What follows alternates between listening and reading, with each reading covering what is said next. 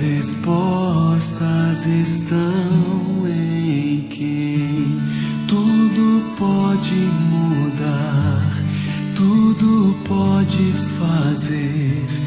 Basta eu aceitar que Deus é Deus, bem maiores que os meus, são os sonhos de Deus. Basta eu aceitar que Deus é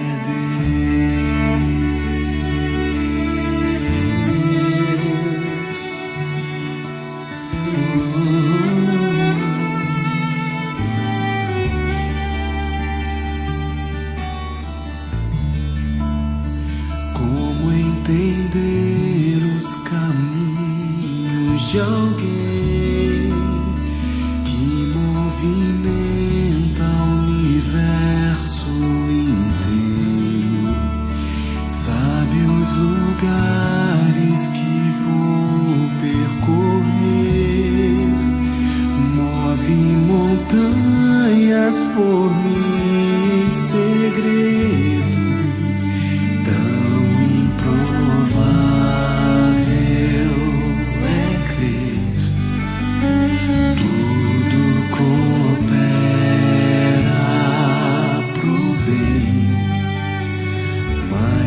Respostas estão em quem pode mudar, tudo pode fazer. Basta eu aceitar que Deus é Deus, bem maiores que os meus, são os sonhos de Deus. Basta eu aceitar que Deus é Deus, tudo pode fazer. Basta eu aceitar que Deus é Deus, Deus é Deus. Basta eu aceitar. Basta eu aceitar que Deus é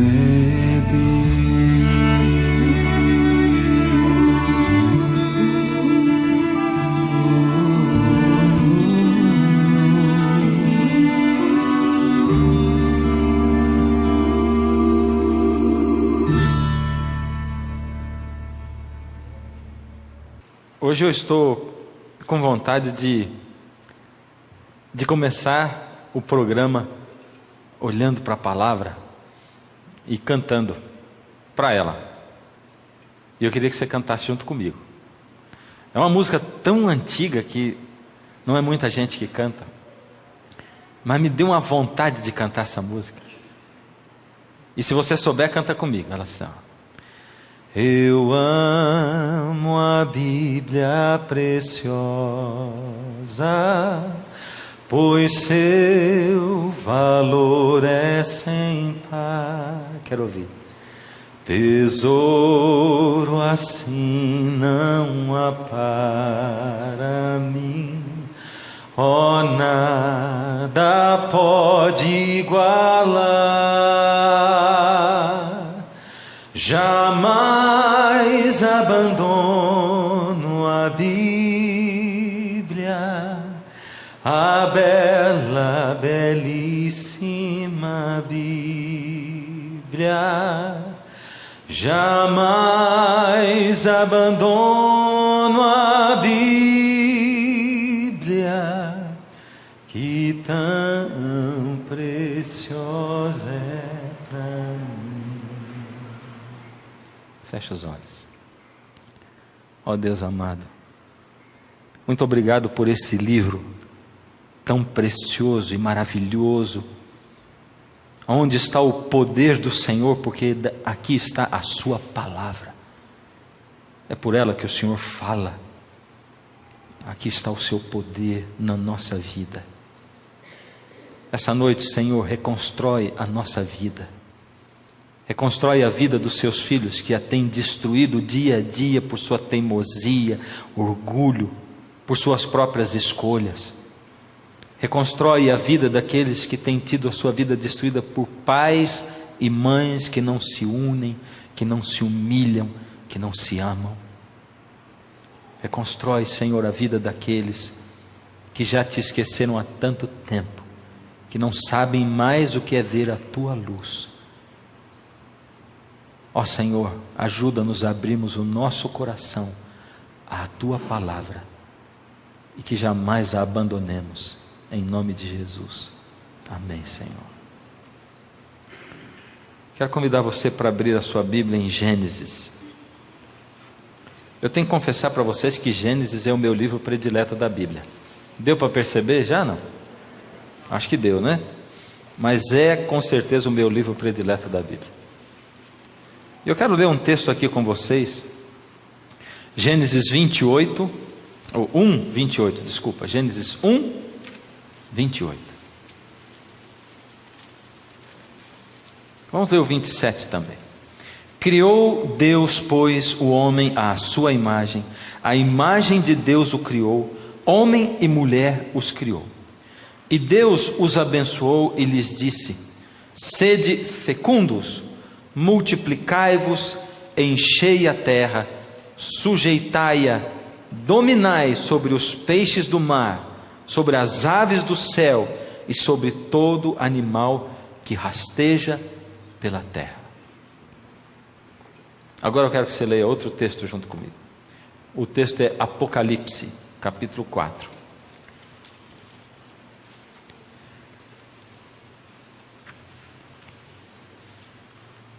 Nós vamos ler do verso 1 até o verso 4.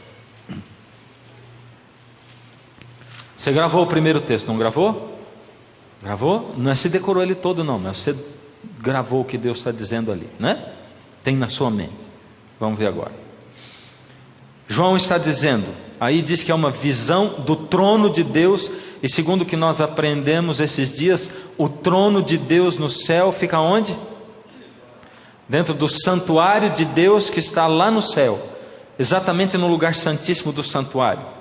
Depois destas coisas olhei, eu João, olhei, e eis não somente uma porta aberta no céu, como também a primeira voz que ouvi antes, como de trombeta, ao falar comigo, dizendo: sobe para aqui e te mostrarei o que deve acontecer depois destas coisas. Imediatamente eu me achei em espírito, e eis armado no céu um trono, e no trono alguém sentado. E esse que se acha sentado é semelhante no aspecto a pedra de jaspe e de sardônio, e ao redor do trono há um arco-íris semelhante no aspecto a esmeralda. Ao redor do trono há também 24 tronos, e assentados neles 24 anciãos, vestidos de branco, em cujas cabeças estão coroas de ouro. Conseguiu entender o que está dizendo aí? E a conexão dele com o primeiro texto? Marcou o primeiro texto? Marcou o segundo? Então tem um terceiro agora, que é Ruth, capítulo 1. Ruth, capítulo 1. Ruth 1. Vamos lá, agora apareceu. Muito bem. Ruth, capítulo 1.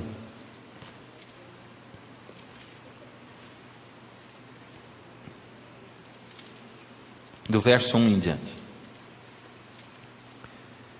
No dia em que julgavam os juízes, houve fome na terra, e um homem de Belém de Judá saiu a habitar na terra de Moabe com a sua mulher e seus 2 filhos.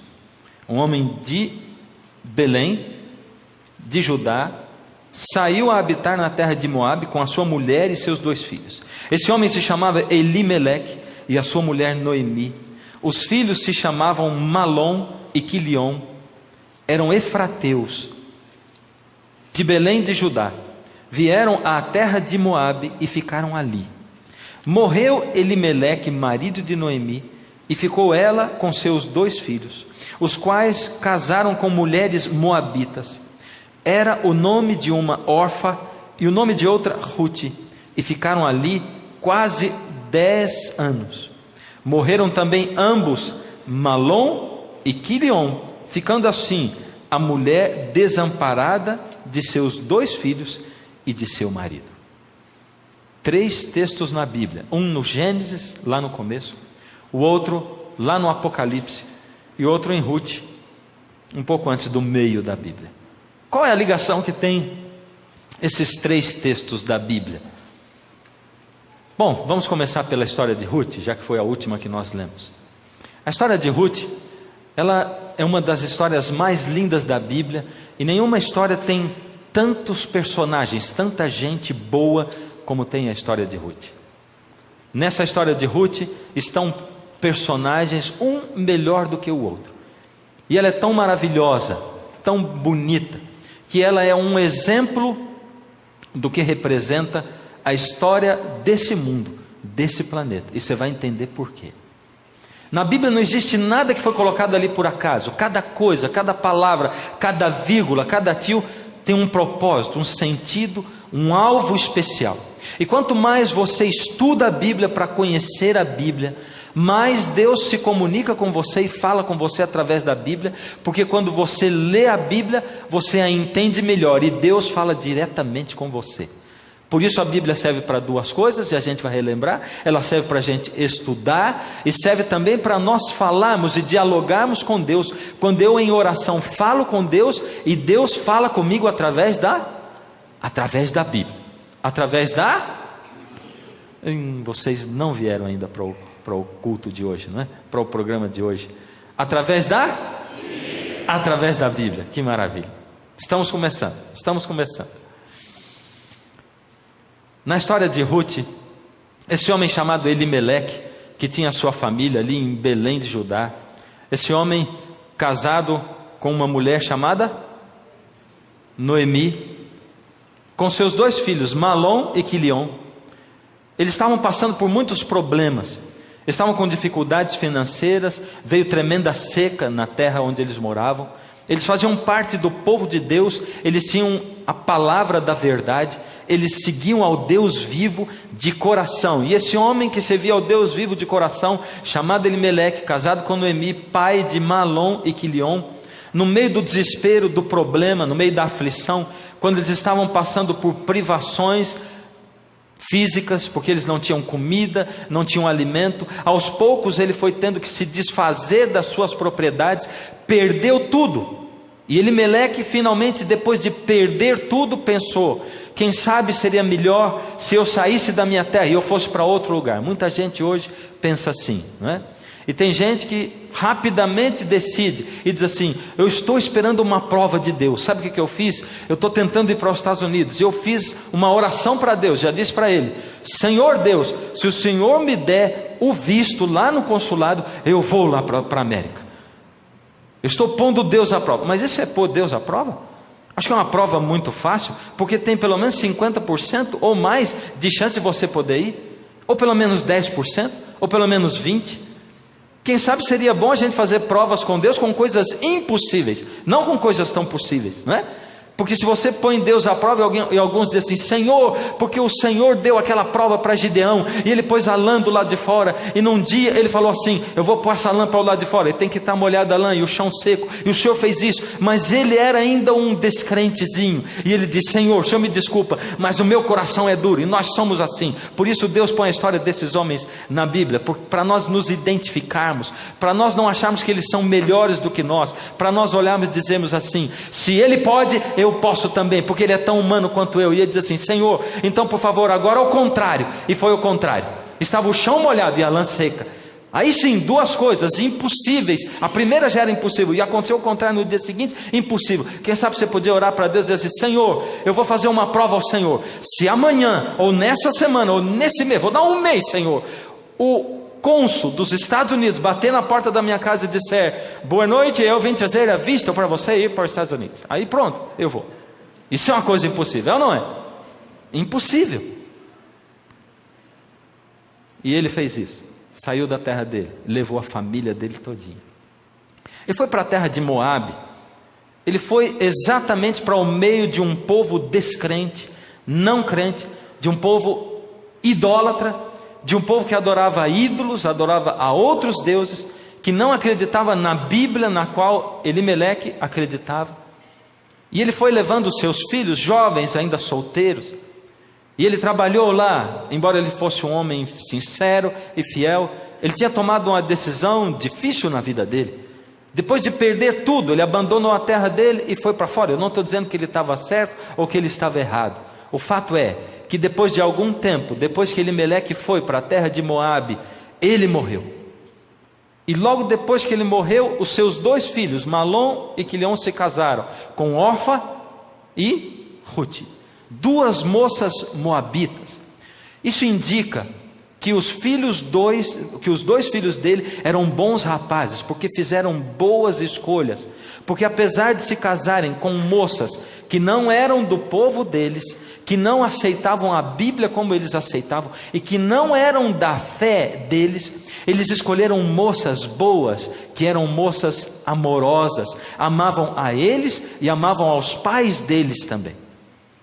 E as 2 se ligaram à sua mãe, como se Noemi fosse a mãe delas, a mãe de Orfa e a mãe de Ruth. Acontece que depois de um tempo, a palavra de Deus diz que os 2 filhos de Malom, de Elimeleque, Malom e Quilion, também morreram. Por isso as 3 mulheres ficaram viúvas. E a Bíblia só fala que as 3 ficaram viúvas aí, porque nessa época e nesse contexto, uma mulher só era considerada viúva se ela não tivesse nenhuma presença masculina dentro de casa. Se ela tivesse sem o marido, estivesse sem o marido, mas tivesse um filho, o filho era o provedor da casa. Porque nessa época e nessa cultura bem machista, as mulheres não podiam dirigir uma casa sozinhas, elas eram totalmente dependentes do marido, elas não podiam gerir negócios sozinhas, elas não podiam negociar sozinhas, então elas eram totalmente dependentes de uma figura masculina. Por isso, viúva é aquela que não tinha nem filho e não tinha nem marido. Por isso Ruth, Orfa e Noemi ficaram viúvas e não tinham a proteção de ninguém. Nesse contexto, a sogra, a amada sogra, chamada Noemi, decide voltar para a terra dela, amarga como ela estava. Ela estava passando por uma depressão terrível, depois de ter perdido tudo na terra dela, ter abandonado a terra com o marido, depois de ter perdido o marido, e depois de uma vez ter perdido os 2 filhos, e agora ela chegou para as 2 noras e disse: queridas, eu com dor no coração e com amargura na minha alma, eu tenho que deixar vocês, porque eu tenho que voltar para a minha terra, porque eu estou viúva em terra estranha. Aqui eu não tenho o meu povo, aqui eu não tenho o meu Deus, aqui eu não tenho a minha religião. E lá na minha terra, pelo menos Deus preparou a minha terra, o meu povo, de uma maneira que é para a gente não morrer de fome. E eu vou para lá, e eu vou dar duro, embora eu esteja velha, eu vou ter que trabalhar um bocado.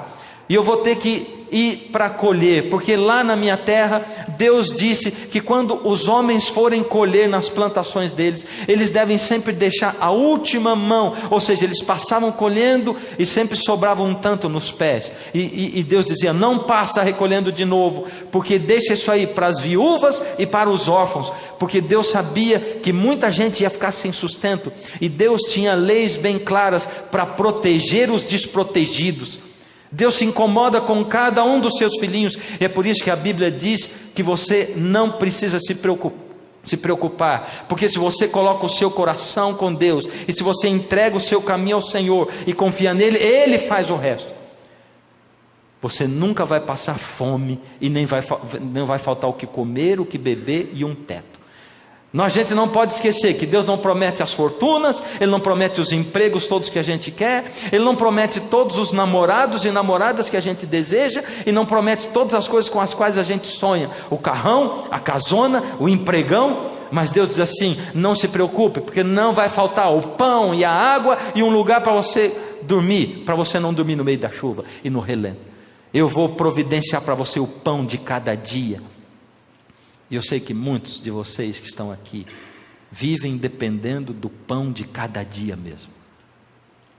Eu sei de muitos dias onde não há comida para o dia seguinte, e Deus providencia assim, depois de juntar tudo, um pouquinho aqui e um pouquinho ali, e Ele vai providenciando, e você vai vendo a providência de Deus. para alimentar você e alimentar sua família. Com dificuldade, o Senhor Deus diz: entrega o teu caminho ao Senhor, confia nele, e o mais Ele fará. Agora, Noemi foi. E quando ela estava saindo, as duas noras choraram, nós vamos com você também. Não, filhas, vocês vão fazer o quê? Nós vamos, e insistiram tanto que ela deixou, e elas foram. Mas a Noemi, ela estava inconformada, coração dela pesaroso, e quando chegou lá no meio do caminho, ela diz assim: filhas, vamos fazer o seguinte, vamos parar com essa coisa. Essa história está muito bonita, muito interessante, duas noras seguindo uma sogra. Eu não sou a mãe de vocês. Olhem para mim, eu sou velha, eu não vou ter mais filhos, e se eu tivesse, não ia ter essa história de vocês esperarem eles esquecerem para casar com eles, que vocês iam ficar muito mais velhas que eles. Não tem sentido. Vocês precisam casar. E vocês vão para onde? Vocês vão para uma terra desconhecida. Se eu estou saindo daqui porque essa terra não é a minha terra, vocês vão para a minha terra. Por favor, não é cabível. Olhem para o razoável, não é cabível. Fiquem na terra de vocês. Aqui estão os pais de vocês, a família de vocês, os deuses de vocês e a religião de vocês. O povo de vocês está aqui. Fiquem aqui porque eu vou para a minha terra. Por misericórdia, eu compreendo vocês, o amor de vocês, eu entendo tudo, e eu amo vocês de paixão, mas pelo bem de vocês, o razoável, o cabível, é vocês ficarem aqui. E a coitadinha da órfã veio e abraçou Noemi, e as duas choraram um monte, duas noras. Qual das duas era má? A órfã veio, abraçou a sogra chorando, com paixão, despediu da sogra e voltou para a casa dos pais.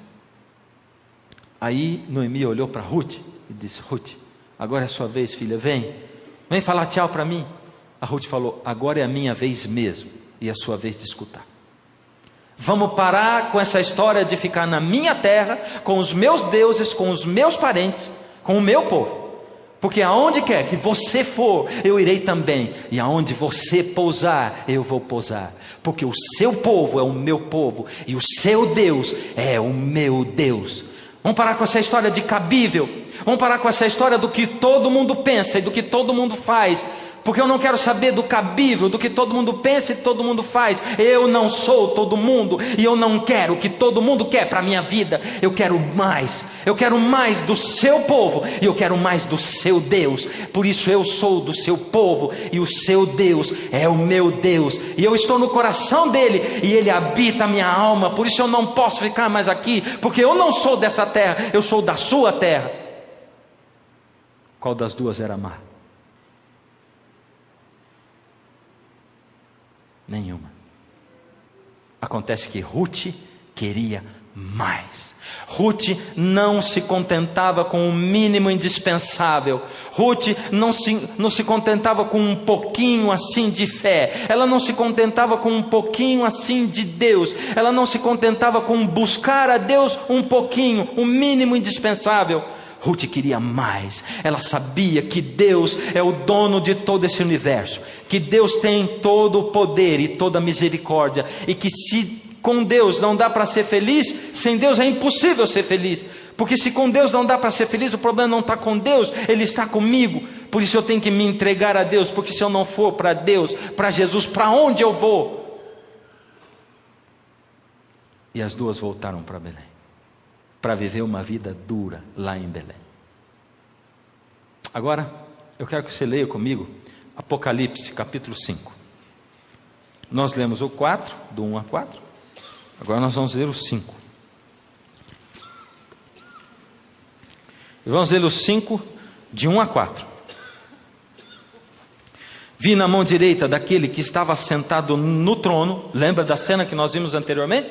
Um trono e alguém assentado no trono. João viu isso. E do lado do trono, o que mais? 24 tronos, e assentados naqueles tronos 24 anciãos. Agora João diz assim: vi na mão direita daquele que estava sentado no trono um livro escrito por dentro e por fora de todo, selado com 7 selos. Vi também um anjo forte que proclamava em grande voz: quem é digno de abrir o livro e de lhe desatar os selos? Ora, nem no céu, nem sobre a terra, nem debaixo da terra, ninguém podia abrir o livro, nem mesmo olhar para ele. Eu, João, chorava muito, porque ninguém foi achado digno de abrir o livro, nem mesmo de olhar para ele. E nós paramos por aqui. Olha só, agora, aquele que estava sentado no trono. Quem será aquele que estava sentado no trono? Quem? Deus, o Senhor Deus que rege o universo. Ele está sentado no seu trono. O Senhor Deus assentado no seu trono, e na sua mão direita o quê? Vamos falar comigo? Vamos conversar? Um livro. Mas não era só um livro, era um livro selado com quantos selos? 7 selos, por dentro e por fora. E João olhou para aquele livro, e ele viu que ninguém podia abrir aquele livro, nem no céu, nem na terra, nem debaixo da terra. Ninguém podia abrir. E ele se desesperou, porque ninguém era capaz de abrir aquele livro selado com 7 selos por dentro e por fora. E ele começou a chorar e chorar por causa disso. Ora, por que João começou a chorar por causa daquele livro e porque ninguém podia abrir? Que livro era esse livro selado com 7 selos por dentro e por fora? A palavra de Deus vai responder para nós isso aí. Jeremias 32:44 diz assim: comprarão campos por dinheiro e lavrarão as escrituras e as fecharão com selos. Comprarão campos por dinheiro, lavrarão o quê? As escrituras. Escritura do quê? Do quê? Dos campos. Eles compram o campo, pega a escritura e vai lavrar no cartório daquela época, que lavrava com o quê? Com selos. E chamarão testemunhas na terra de Benjamim. Chamarão também o quê? Testemunhas na terra de Benjamim, porque lhes restituirei a sorte, diz o Senhor. João viu um livro selado com 7 selos. Na verdade, João viu o que mesmo? O que era aquele livro selado com 7 selos? Era uma escritura selada com 7 selos. Mas era uma escritura espiritual, porque João está falando de um assunto espiritual. Ele diz: eu fui levado em espírito e eu vi aquele trono, e na mão direita daquele que estava sentado no trono de Deus, um livro selado com 7 selos, e não foi achado ninguém, nem no céu, nem na terra, nem debaixo da terra, quem pudesse abrir aquele livro e tirar os selos, abrir os selos, e nem olhar para o livro. Ele viu uma cena espiritual, e ele estava vendo uma escritura selada com 7 selos. Mas que escritura é aquela? Nós temos de novo que recorrer para o Gênesis. Desculpa, mas esse é meu livro predileto da Bíblia. E a gente vai encontrar a resposta da grande maioria das coisas dentro do Gênesis. E ali diz em Gênesis 1:28: e Deus, depois de criar o homem e a mulher, lhes abençoou e lhes disse: sede fecundos, multiplicai-vos e enchei a terra e sujeitai-a. E a próxima palavra que vem é? Isso, porém está muito fraco. A próxima palavra que vem é? Dominai sobre os peixes do mar, sobre as aves do céu e sobre todo animal que rasteja sobre a terra. Deus colocou o homem na terra e deu para ele o domínio. Era um domínio tremendo, amplo. Essa palavra domínio no hebraico é hadar. E essa palavra hadar quer dizer autoridade de legislar ou reinar sobre. O homem recebeu de Deus a terra e Deus deu para ele o domínio. Com essa autoridade, hadar, que é a autoridade de legislar ou de reinar sobre ela. Ou seja, Deus passou para o homem a terra de escritura passada, de papel passado. E Deus deu para o homem pleno domínio. Era um domínio tão amplo. E essa palavra hadar no hebraico quer dizer um domínio tão amplo que o homem era capaz de até poder passar a terra adiante se quiser, vender para outro. E Deus deu toda a terra de papel passado. Em outras palavras, o Senhor Deus colocou o homem como representante da terra perante todo o universo que Deus criou. O homem seria o representante da terra diante de todo o universo. E diante dos mundos criados por Deus, quando houvesse qualquer reunião, Adão seria o representante. O nosso pai, Adão, o nosso representante perante o universo. E tem mais. A palavra de Deus diz o seguinte, Gênesis 2:15: tomou, pois, o Senhor Deus ao homem e o colocou no jardim do Éden para o cultivar e guardar. Essa palavra guardar tem um outro significado também. Do hebraico, chamar. E essa palavra, esse termo chamar, quer dizer o seguinte: guardar contra intrusos. Não é interessante que Deus tenha colocado o homem para dominar sobre a terra, passou a terra com papel passado, com escritura passada, e tenha colocado o homem para dominar, e que tenha colocado o homem para guardar a terra contra intrusos? Quem era o intruso que estava andando por aí e rondando, que poderia vir para tentar comprar a terra das mãos de Adão? Satanás, Lúcifer. Por isso Deus colocou o homem para guardar a terra. Em outras palavras, o Senhor Deus disse para Adão: você, Adão, é o responsável pelo futuro da terra.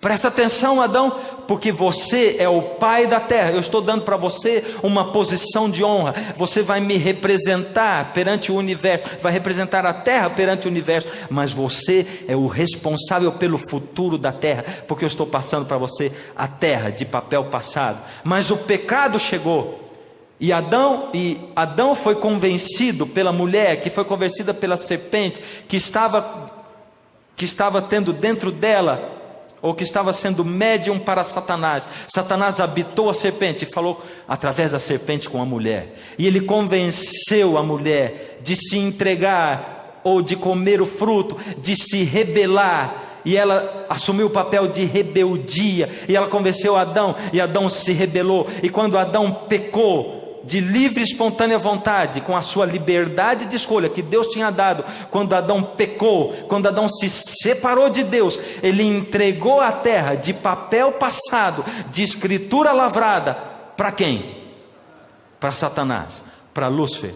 E a partir daquele momento, Lúcifer passou a ser o príncipe dessa terra. Jesus declara em João capítulo 12, verso 31, chegou o momento de ser julgado este mundo, e agora o príncipe desse mundo será expulso. Jesus diz em João 16, 11, do juízo, porque o príncipe desse mundo já está julgado. Ele está chamando Satanás de o príncipe desse mundo, está dizendo que ele iria ser expulso logo na sua morte.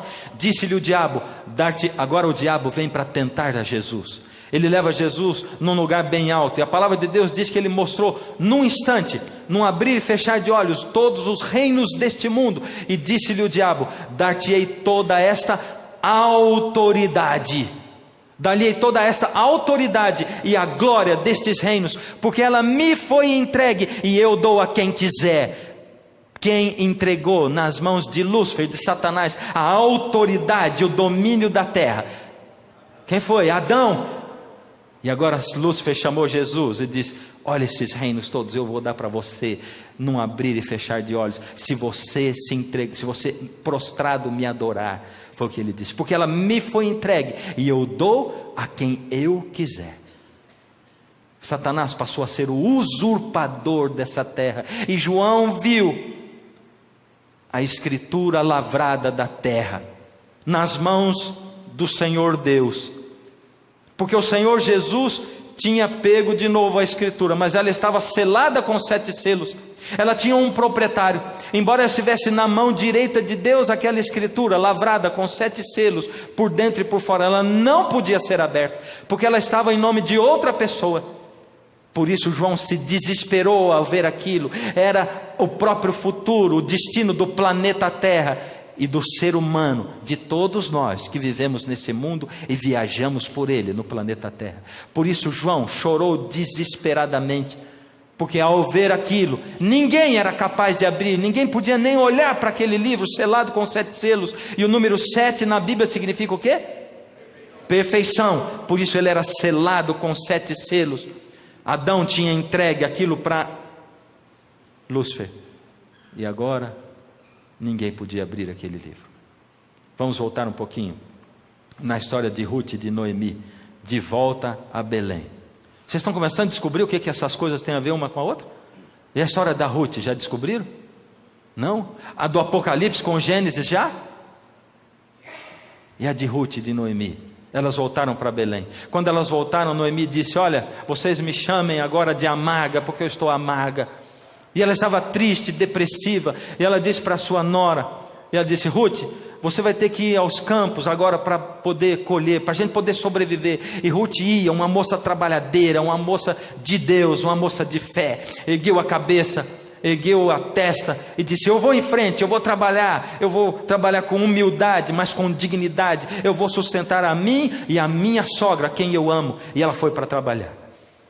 E o Senhor Deus, que não desampara os seus, as colocou e as dirigiu ao campo de Boaz, um homem de Deus, meio parente delas. E Boaz começou a notar Ruth e começou a se interessar, porque Deus colocou no coração de Boaz um amor por Ruth. E Boaz amou a Ruth e se interessou por ela. E a sogra, com a esperteza das mulheres sábias, percebeu antes de Ruth o que estava acontecendo, porque Boaz começou a dizer para os servos deixarem mais para que ela pudesse colher. E quando ela chegava em casa com a mão cheia, dizia: olha que eu colhi hoje. A sogra dizia: como você fez isso? Eu não sei, eu passei, eu só ouvi dizer que o Boaz está deixando, o seu Boaz está deixando lá para a gente colher, para eu colher mais. E a sogra já atinou e disse: aí tem um interesse. Então, vou arrumar um casamento para você, querida. Deus havia providenciado, no seu amor e na sua bondade, uma saída para aqueles que perdessem todas as propriedades.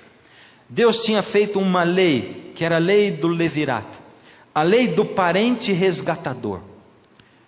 Quando um homem perdia todas as suas propriedades e vendia tudo, porque ele tinha perdido todos os seus bens.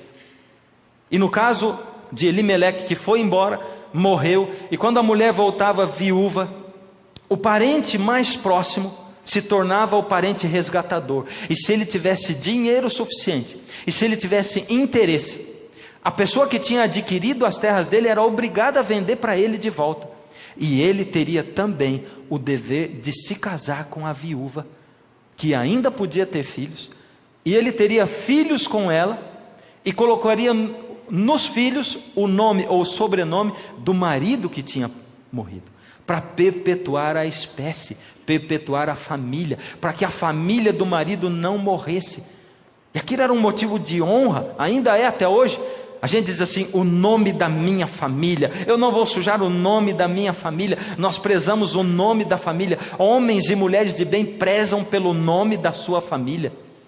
E Boaz era um parente próximo deles, era o segundo parente resgatador. Por isso Noemi, sabendo disso, falou para Ruth: você faz assim, assim, assim, e ensinou para ela o caminho para poder chegar ao coração de Boaz.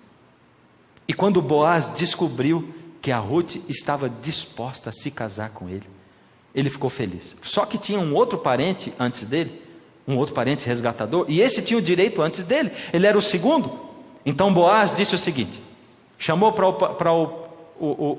chamou o outro parente resgatador, levou até os cidadãos, os anciãos da cidade. E quando a gente estuda arqueologia bíblica, a gente vê que nos achados de lugares antigos que estão soterrados, bem perto do muro da cidade, há ali alguns tronos, cadeiras que são colocadas, e ao redor dessas cadeiras são colocadas outras cadeiras, outros tronos. Eles costumavam chamar os anciãos da cidade, os homens mais velhos, os mais sábios, para testemunhas, e se formava ali um tribunal, um júri, onde eles resolviam os casos deles segundo as leis de Israel. Por isso Boaz convocou um tribunal, chamou alguns anciãos da cidade, colocou a todos naqueles tronos em volta, o juiz assentado no trono do meio, chamou o parente resgatador e disse assim: olha, está aqui de volta Noemi, e você é o parente resgatador de Noemi e das terras de Elimeleque. Você deseja comprar as terras de Elimeleque, você tem todo o direito pela nossa lei, porque eu conheço a lei e eu sei disso. E o parente disse: uau, eu me interesso. E Boaz disse: só que tem um negócio, você vai ter que casar com a viúva do filho do Elimeleque, que é a Ruth, e vai ter que ter, segundo a lei, os filhos no nome do filho do Elimeleque. E ele, que era casado, o primeiro parente resgatador, disse: vai me dar problema, não vou me casar. Você abre mão disso? abro mão. Diante dessas testemunhas, diante do juiz, diante do tribunal, você abre mão disso? Abro mão. Apertaram a mão e um deu o sapato para o outro, que era o costume da época, não é? Que a gente espera que fosse cheiroso o sapato, né? Estava tudo feito. Você encontrou alguma conexão entre essa cena e alguma outra que a gente já leu hoje? Sim ou não? Então vamos continuar estudando a palavra de Deus, porque a palavra de Deus é maravilhosa. O primeiro Adão perdeu tudo. O primeiro Adão perdeu o reino, perdeu a terra, perdeu a vida eterna, perdeu o domínio e perdeu a autoridade sobre tudo. A palavra de Deus a respeito disso diz o seguinte, em Romanos 5,12: portanto, assim como por um só homem entrou o pecado no mundo, e pelo pecado entrou a morte, assim também a morte passou a todos os homens, porque todos pecaram. Você acha isso injusto? Poxa, mas eu não tenho nada a ver com isso. Foi o Adão que pecou e eu que levo a culpa agora, e eu sou pecador também. Porque isso é injusto. É injusto isso? Então você tem a oportunidade de provar que você é melhor que Adão. Deus está dando para você essa oportunidade. Tenha mais fé que Adão. Seja mais fiel a Deus do que Adão. Siga mais a Deus do que Adão. Ame mais ao Senhor Deus e coloque-o em primeiro lugar, diferente do que Adão fez, se você acha injusto. E se é injusto, tem uma outra coisa que Deus fez para provar que não é injusto. O segundo Adão resgatou tudo. E quem foi o segundo Adão? A palavra de Deus diz ali em Romanos ainda 5, 18 e 19: se pela ofensa de um e por meio de um só, o primeiro Adão reinou a morte, muito mais os que recebem a abundância da graça e o dom da justiça reinarão em vida por meio de um só, a saber, Jesus Cristo. O primeiro Adão perdeu tudo, o segundo Adão resgatou tudo. Quem foi o segundo Adão? Jesus Cristo. Pois assim como por uma só ofensa, a ofensa de Adão, veio o juízo sobre todos os homens para a condenação, assim também por um só ato de justiça veio a graça sobre todos os homens para a justificação que dá a vida. Porque o Senhor Jesus foi o segundo Adão que veio a esse mundo e nos resgatou. E Boaz é nada mais, nada menos do que um tipo de Cristo, um exemplo de Cristo, uma exemplificação de Cristo. Elimelec perdeu tudo e Boaz veio e resgatou tudo. Resgatou as terras, resgatou a Ruth e resgatou também a sogra Noemi, e resgatou as propriedades, e resgatou o nome da família. O Senhor Jesus Cristo, depois de Adão, veio a esse mundo e morreu por você e por mim, deu a sua vida por nós, e Ele resgatou tudo. A dignidade, a confiança, a esperança, o amor. E Ele mostrou para você e para mim como nós devemos viver e como nós devemos agir. Você quer ter a religião verdadeira? Viva a vida que Jesus viveu. Você quer amar de verdade? Ame como Jesus amou. Você quer ganhar o céu? Seja humilde como Jesus foi humilde. Você quer ser verdadeiro? Seja verdadeiro como Jesus foi. Você quer ser sincero? Tenha a sinceridade de Jesus. Você quer ir à igreja certa? Vá à igreja que Jesus frequentava. Como? Pesquisando a vida de Jesus?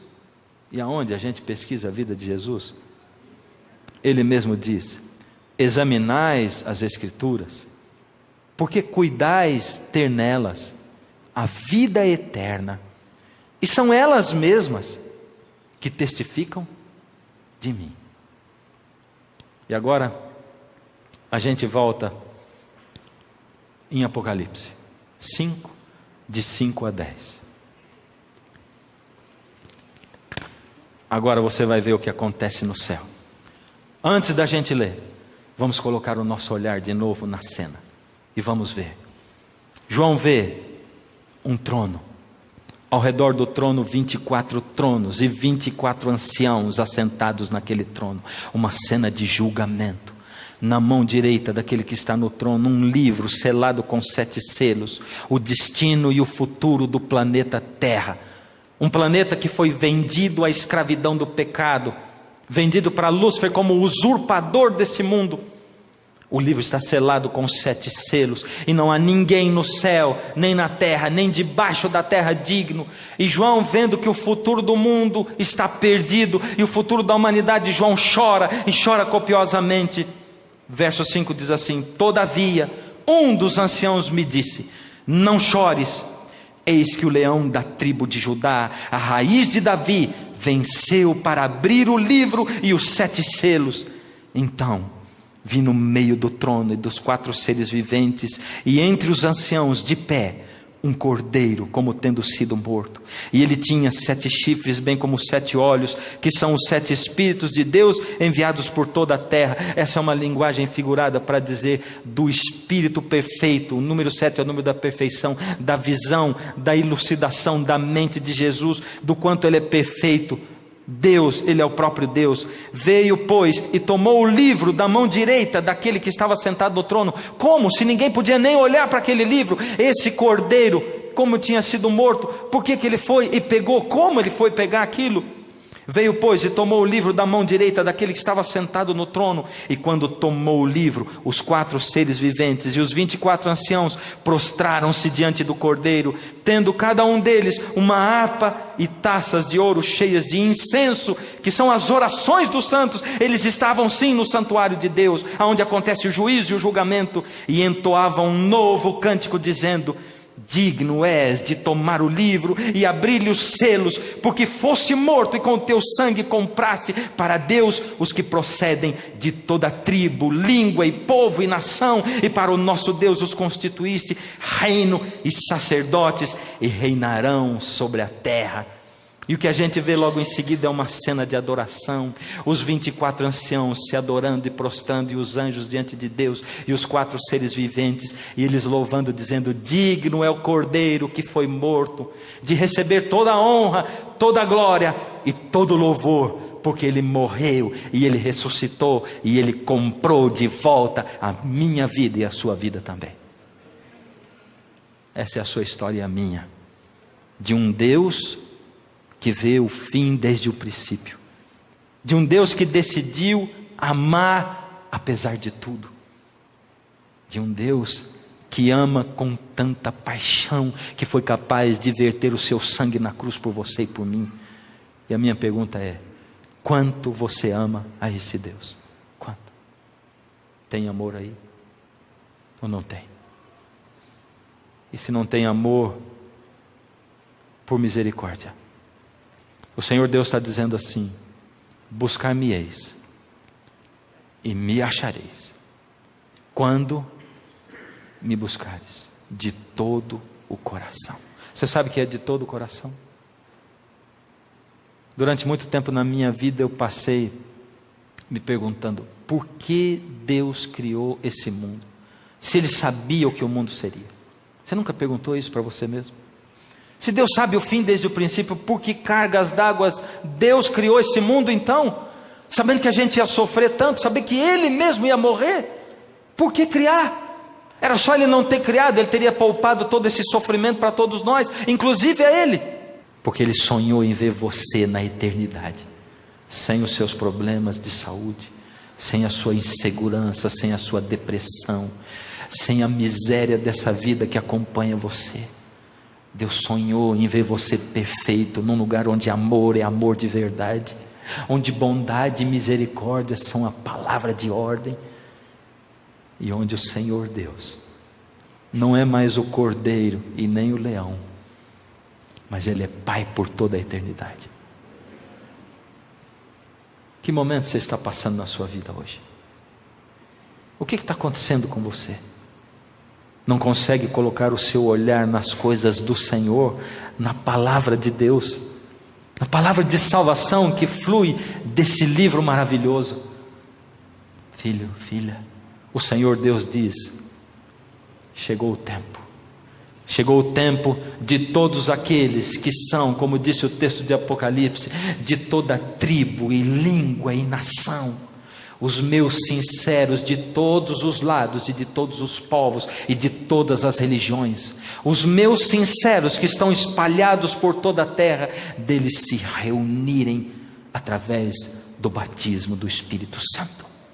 Chegou a hora de eles ouvirem a minha voz e de eles me enxergarem. Eles vão me ouvir pela palavra, eles vão me ouvir pelas pessoas, pelas circunstâncias. Eles vão ouvir o meu chamado e eles serão um só rebanho e eu serei o seu único pastor. Quem é você, filho, a quem eu estou chamando? O Senhor tem me chamado a pregar para você, espalhado de Deus, que venham e que se reúnam com pranto e com choro. O Senhor quer congregar você. É a você que o Senhor está chamando nesse momento. Se há dúvidas no seu coração, que não haja mais. Se há falta de fé, que não haja mais. É a você que o Senhor chama. Enquanto a música toca, o Espírito de Deus toca o seu coração. Se você está vivendo momentos de trevas, deixe o Senhor conduzir você e guiar a sua vida. Olha para o Senhor. As trevas me cercaram e sem ver a luz não pude caminhar.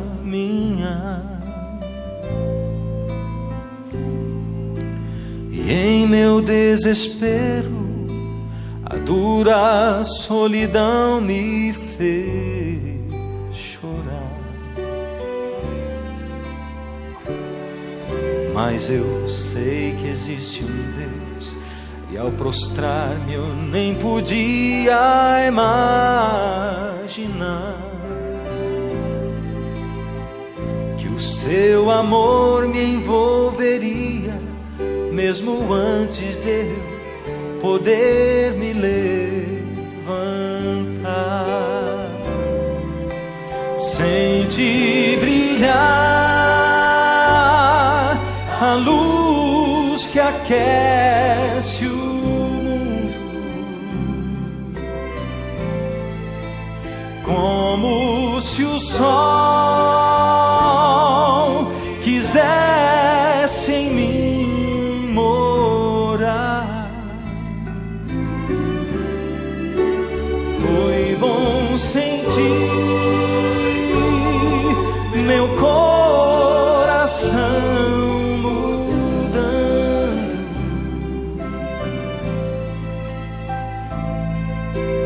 Hoje eu sou a flor a quem Jesus doou, a luz do seu amor. Se Jesus está chamando você, não fique aí. Você que um dia se afastou de Deus, cortou o seu relacionamento com Ele. Você que ouve Jesus falando no seu coração, insistindo, não fica aí. Eu quero orar com você. Hoje é o seu dia. Se a vida é solidão e em meio à multidão você está só, problemas são frequentes e apagam toda a luz do seu olhar. Se você já desistiu de tentar buscar a paz e a salvação, creia em mim quando eu lhe digo que Jesus fará você se levantar. Ele faz agora você se levantar. Sinta brilhar a luz que aquece o mundo. Deixe que o sol renove seu olhar. É bom sentir seu coração mudando. Ainda dá tempo. Venha ser a flor a quem Jesus doou, a luz do seu amor.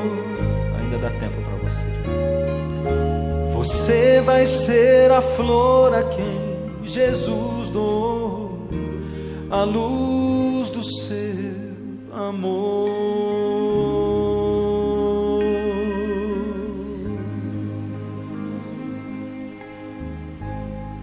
Ó Senhor Deus, essa é a sua promessa para a nossa vida, de sermos a luz do seu amor aqui nesse mundo. Ó Senhor, quem sou eu para ser luz nesse mundo? Quem sou eu, Senhor? Não olha para as minhas falhas e para os meus defeitos, Senhor. Não olha, Senhor, para o tanto de vezes que eu tento andar ao seu lado e não consigo. Não olha para o tanto de vezes em que eu me sinto perdido por causa da cegueira espiritual e da surdez. Ó Senhor, completa em mim o vazio que existe. Ó Senhor, toma nas tuas mãos esses teus filhos que hoje, se levantando, vieram à frente. Aqueles outros tantos milhares, Senhor, que o assistem. Pelo poder da sua palavra, toma-os nas suas mãos, aceita-os e transforma-os, Senhor. Ó Senhor, mantenha-se ao nosso lado para que possamos ver a sua glória. Em nome de Jesus. Amém, Senhor.